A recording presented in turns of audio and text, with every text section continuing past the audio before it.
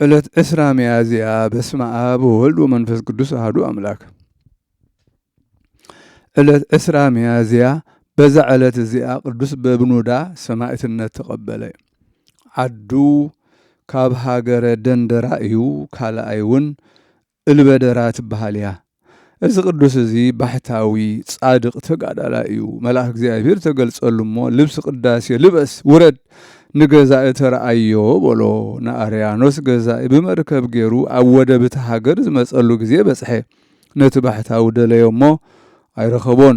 ሽዑ ኣባ በብኑዳ ብፍቓዱ ናብኡ በጽሐ። ዓው ኢሉ ኸ ኣነ ብግልጺ ክርስቲያን እየ፣ ብጎይታ ኢየሱስ ክርስቶስ እየ ዝኣምን፣ ምስጋና ንዑ ይኹን በለ። እቲ ገዛኢ እዚ ፍሉጥ ባሕታዊ ዝደለዮ እሞ ዘይረኸቦ ንሱ ምዃኑ ምስ ፈለጠ ክቐጽዕዎ፣ ብሓፂን ገይሮም ከኣስርዎ፣ ኣብ ጸልማት ቦታ ከእትውዎ ኣዘዘ። ሰማያዊ ብርሃን ኣብ ልዕሊኡ ኣብርሀ። መልአክ እግዚአብሔር ከዓ ተገልጸሉ፣ ኣጸናንዖ፣ ሓይሊ ተሰምዖ። ኣብቲ ሃገር ቄሩሎስ ዝስሙ ሰብኣይ ነበረ። ምስኡ ከዓ ሰበይቱን ጓሉን 12 መንእሰያት ደቁን ነበሩ። እዚ ቅዱስ ነዚኦም ንኩሎም መሃሮም፣ ኣብታ ቐንዕቲ ሃይማኖት ከዓ ጽንዖም። ነዚኦም ከዓ ራእሶም ሰየፍዎም እሞ ሰማዕትነት ተቐበሉ። ገዛኢ ተቖጥዐ። ንቅዱስ በብኑዳ ኣብ ክሳዱ ዓብዪ እምኒ ሰቒሎም ናብ ባሕሪ ከጥሕልዎ ኣዘዘ። ብሓይሊ እግዚኣብሔር ከዓ ምስቲ እምኒ ሓምቢሱ ወፀ። መሊሱ ኣብ ኦም ተምሪ ክሰቕልዎ ኣዘዘ። እታ ኦም ተምሪ ከዓ 12 ዘለላ ዝሓዘ ፍረፈረየት። ክሳብ ሎሚ ድማ መዘከርታ ኮይናላ። ድሕሪ እዚ ርእሱ ብሰይፊ ቆረጽዎ፣ ነፍሱ ናብ ኢድ እግዚኣብሔር ኣማዕቆበ። ኣክሊል ሰማዕትነት ከዓ ተቐበለ። ጸሎቱን በረኸቱን ምሳና ይኹን ንዘለዓለም ዓለም ኣሜን።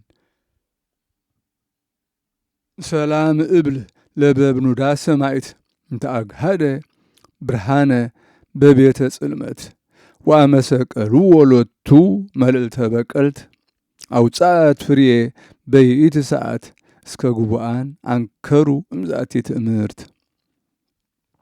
ሰላም እብል ንበብኑዳ ሰማዕት ብርሃን ዘግሃደ ኣብ ጸልማት ቤት ንዕኡ ምስ ሰቐልዎ እውን ኣብ ልዕሊ በቀልት በታ ሰዓት እቲኣ ፍረውፀት ክሳብ ዝድነቑ እኩባት በዛ ዓባይ ትእምርት።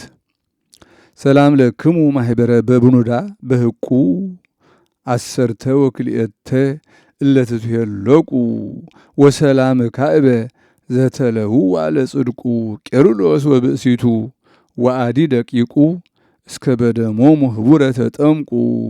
ሰላም ንዓኹም ማሕበር በብኑዳ ብሓቁ 12 ዝኾነ ፍቕድኹም ሁልቁ። ካልኣይ እውን ሰላም ዝሰዓብዋ ንጽድቁ ቄሩሎስ ምስ ሰበይቱ ከምኡውን ደቁ ክሳብ ብደሞም ሓቢሮም ተጠምቁ።